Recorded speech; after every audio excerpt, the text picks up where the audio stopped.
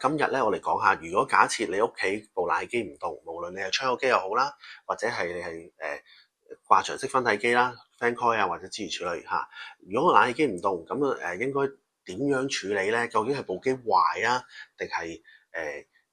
要洗機啊，定點樣？咁咧，其實咧我只可以用排除法嘅啫，因為你唔動咧，都係嗰幾個原因，可能你冇洗機污糟、製冷效果有問題，或者你可能係部機可能有某啲零件有問題，可能譬如之前嗰幾集講過，可能啲後蓋污糟啊，或者係可能你個豬腸啊，可能已經老化啊咁樣嚇，或者其他問題啦。咁但係咧通常先會洗機先嘅，點解咧？因為洗機嘅成本係最低嚇，咁先洗機先，因為洗一部機都係幾百蚊嚇。咁你先洗完機唔動啦，即係排除咗唔關乾唔乾淨事啦。咁跟住咧就先去再下一步。咁通常咧洗冷機師傅咧，如果佢稍為比較熱心啲咧，可能會順便幫你睇下，估計會係大約係咩問題，洗完機都唔到。咁變咗咧，佢可能會俾到啲意見你嚇。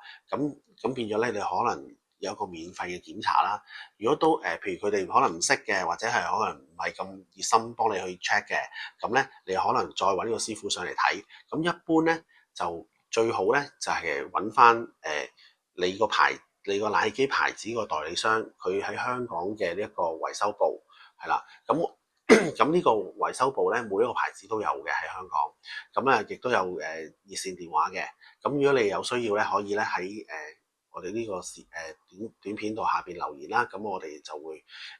再覆翻你，話翻俾你聽你話俾你聽邊個牌子，我哋就俾翻會提供翻個電話俾你打去查詢。咁點解要揾翻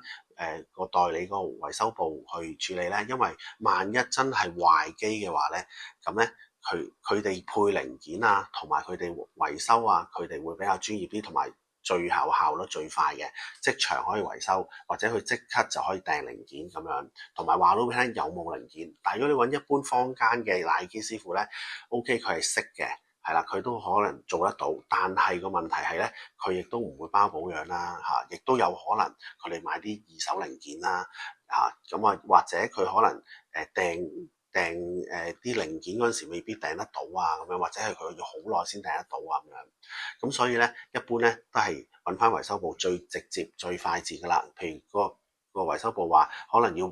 一個禮拜先有貨嘅先有配到零件嘅，咁一個禮拜。但係如果普通嘅師傅咧話俾你聽，一個禮拜可能一個禮拜都未必 firm 嘅，未必真係同你配到零件嘅。咁所以咧最好就揾翻維修部。咁同埋咧揾到佢之後，你做唔做個維修咧，可以你自己自行決定因為有啲咧佢哋都可能會話俾你聽咩問題，可能叫你自己揾師傅搞。譬如可能個豬腸可能係豬腸可能係老化啦，咁樣要換個外牆嗰邊嘅豬腸咁樣。咁可能你揾師傅去做，因為可能嗰啲維修部咧未必會願意咧走出個棚同你換嗰條豬腸嘅，因為同埋加埋咧佢哋最主要咧就係關於部機嘅零件嘅維修就未必會係關於你其他裝修嘅問題或者接駁嘅問題咁樣咯，係啦。咁所以咧就你可以到時先再選擇，但係咧你經呢個維修部去檢查嘅話咧，咁咧係最快捷妥當同埋最慳錢噶啦。